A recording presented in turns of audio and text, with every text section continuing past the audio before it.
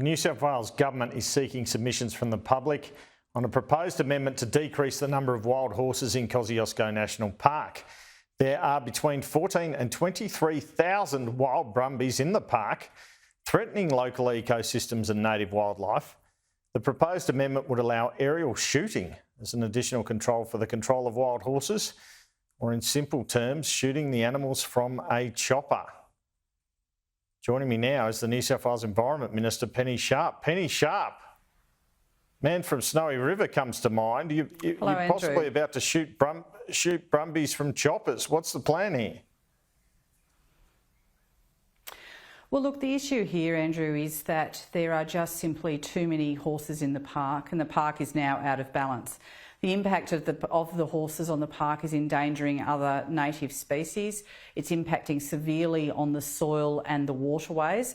Let's remember that the headwaters of the Murray River actually start in the mountains, and the quality of the water that goes all through southern New South Wales relies on it. The point here is that there are going to be horses always in the park. We recognise their heritage value. We want people to be able to enjoy them, but there's too many, and the current methods that we have for reducing the numbers are just not getting us there. How many Brumbies do you need to get rid of, and why? Well, it really depends on how many. We would have to do another count if I decide to do this. I mean, the important point here is that I have not made a decision.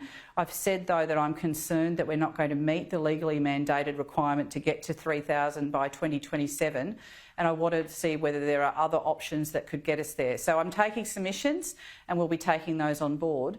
But look, the reason that we need to do this is that the impact on the park is that there are now other threatened species that literally could become extinct. We've been warned by the Threatened Species Commissioner about this.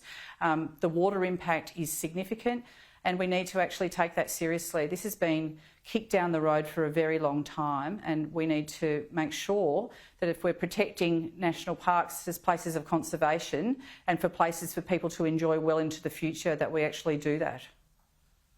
When do you expect to make a final decision on whether to go ahead with these culls from helicopters then? Look, we're taking submissions until the 11th of September. I'll then look at all of that information and decide what's going on there. The point that I would make is that currently we are shooting horses in the park on the ground, and we are doing other aerial shooting of things like pigs and deer. This is a discussion about whether horses can be done safely and whether it's something that we would want to do, and that's what I'm asking the community about.